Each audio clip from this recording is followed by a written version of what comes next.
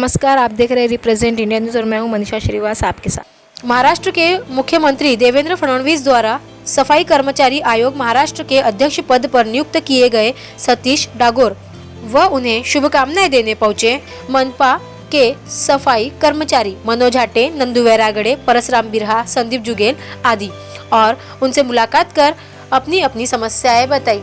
साथ ही सतीश डागोर ने हमारे रिप्रेजेंट इंडिया न्यूज़ से बात करते हुए अधिसंख्यक कर्मचारियों के मुद्दे पर भी बात की। तो आइए देखते हैं हमारे रिप्रेजेंट इंडिया न्यूज़ की यह खास रिपोर्ट।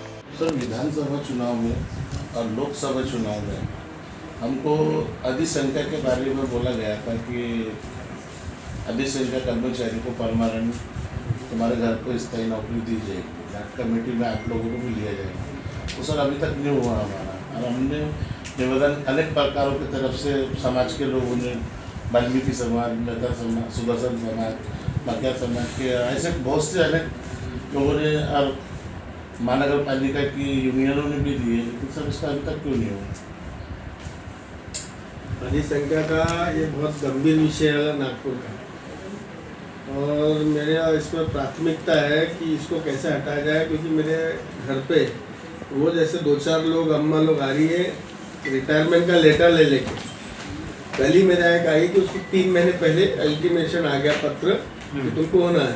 परसों 2-4 और आई, और उनकी जो आर्थिक स्थिति सही में बहुत नाजुक है कि उनको पेंशन तो ऑलरेडी है ही नहीं, लेकिन लाट पागे के तहत जो नौकरी मिलती तो मिलना चाहिए, ये अन्याय है। और मेरा इसमें काम चालू भी है, और इस पर विधानसभा में इस पर प्रश्न भी लगा, इस पर काम चालू हो गया है। माननीय मुख्यमंत्री है ना फडणवीस साहब, उसको ये विषय में हमने जानकारी दी है फडणवीस साहब को। फडणवीस साहब इसके लिए पॉजिटिव करने के लिए तो थोड़ा सा वक्त लगेगा, पॉलिसी मैटर क्योंकि मुंबई से होगा परिपत्रक में बदलाव। तो फडणवीस साहब इसमें पूरे मुख्यमंत्री अपने समाज के साथ है, अपने फेवर में। अब मेरे को थोड़ी सी ताकत ये है कि मुंबई जाके उसको फॉलोअप लेके उसको ताकत से अपन को हटाना है। और मैं आपको उम्मीद करता हूँ, आश्वासन भी देता हूँ कि ये मुद्दा अपने से हट जाएगा साल भर के अंदर। ऐसा पूरी ताकत, क्योंकि समाज की जो बहुत ऐसे एक तबका है जो बेचारा इसी पे निर्भर है। अब ये 25 साल 30 साल से नौकरी करे, नौकरी करने के बाद ये हो रहा कि उनको लाभ तो कुछ मिल नहीं रहा, कुछ भी लाभ नहीं, पेंशन तो ऑलरेडी बंद है। तो हमारा कह रहे थे कि पेंशन बंद है, वो तो पॉलिसी मैटर है ऑल ओवर इंडिया में, लेकिन ये जो है उनको घर की नौकरी लाट पाके का लाभ मिलना चाहिए। इसके लिए मैं भी गंभीर हूँ, मेरी भी, क्योंकि अपने समाज के लोग हैं सर। आप प्रयास करेंगे सर? 101% इसको हटाने का पूरा प्रयास है। सर, ये नागपुर महानगर पालिका में 1975 से कई लोगों का ऐसा जीआर है, सन 2011 में जीआर आया था कि भाई जिन्होंने कर्मचारियों ने अगर सहमति दिया होगा या उनके घर के लोगों के कर्मचारियों ने, घर के व्यक्ति ने अगर सहमति दिया होगा, उसको नौकरी दी जाए। तो सर 1975 से 95 तक का कुछ लोगों की जो पेपर नौकरी छूट गई है, जिनकी सहमति दी गई है, तो ये केसेस मेरे पास ऐसे 3 से 4 केसेस ऐसे कुछ है। तो उनकी भी नहीं गया, कारपोरेशन सीधे शब्दों में बोले सहमति जिसमें की, सहमति लेने के बाद में कुछ लोग उस टाइम में सब जो खाने वाले सर अपनी सरकार नहीं थी, उस टाइम में ऐसे लोगों ने क्या बोलते से उनसे पैसे तो गरीब बेचारे दे नहीं सके, उनके वैसी नौकरी रुक गई है। तो ये देखो, ये एक केस तो पहले यही है तत्काल का। बाप ने रिटायरमेंट लिख के दिया, बेटे को नौकरी डाल के दिया, तो वो रिक्शा चलाने वाला लड़का था, तो वो लड़के ने मर गया नौकरी का केस डाल के। एप्लीकेशन भी दिया था बाप ने कि मेरे बेटे को नौकरी दीजिए। तो नागपुर महानगर पालिका बोल रही है कि ये नौकरी हमने बंद कर दी है, जिसमें कि बाप ने सहमति दिया 1 साल की जीआर के अंदर मुताबिक। 1 साल की जो उस समय दिए थे, वो 93 का केस है, 1993 का केस है। तो सहमति उसने खुद ही दे दिया था, एक ही साल, उसी साल के अंदर उसने इनका जवाब आया, जवाब भी नहीं दे रहे। मैं यहाँ तक कि हेल्थ ऑफिसर साहब से भी मिला सर इस नौकरी के बारे में, लेकिन 75 से 95 तक के रोक के रखे ना। हाँ, उसमें बात चल रही है अपनी, लेकिन उसमें कुछ तकलीफ क्या हुई, अपने लोगों ने क्या किया, उसमें सब पे अड़चन आ गई, सबकी गलती है ना सर। कुछ लोगों ने इसमें गड़बड़ की है, मैंने फाइल देखा है।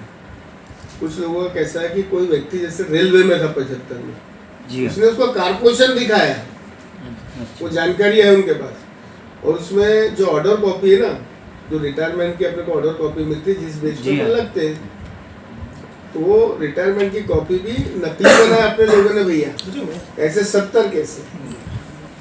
तो इसमें अभी इनका क्या बोला? तो अपने लोग थोड़ा सा कुछ लोगों के वैसे अच्छे जेन्युइन जो केस है वो भी तकलीफ जा रही है। तो मेरा नहीं, इसमें सीधे से स्पष्ट है विक्की भाई कि जो जेन्युइन है, जो लीगली है, जो नियम में जो क्लियर केस है अपन उसको निकालना चाहिए। जो गलती है मैंने बोला उसको साइड में रखो, उसको बाद में अभ्यास करेंगे। लेकिन जो जेन्युइन केस है, जिनके पास सब कुछ है, अब दो चार लोगों के वजह से पूरे समाज पे अन्याय नहीं कर सकते। तो मैंने बताया है बात। तो अभी जब अपन मीटिंग लगाने वाले कमिश्नर से, तो ये विषय भी रहेगा। कमिश्नर ने खुद ने इस पर रोक लगाया है 75 से 95 माले साहब उस दिन आए थे, बताए, तो मैंने बोला ठीक है। तो हमने यही है कि जो जेन्युइन केस है, जिनके पास सब कुछ है, उनको तो देना चाहिए ना। मैं मानता हूँ 2-4 लोग का हो सकता है, लेकिन 70% में से कुछ तो आते तो अच्छे है ना, ऐसा नहीं है, सभी खराब नहीं है।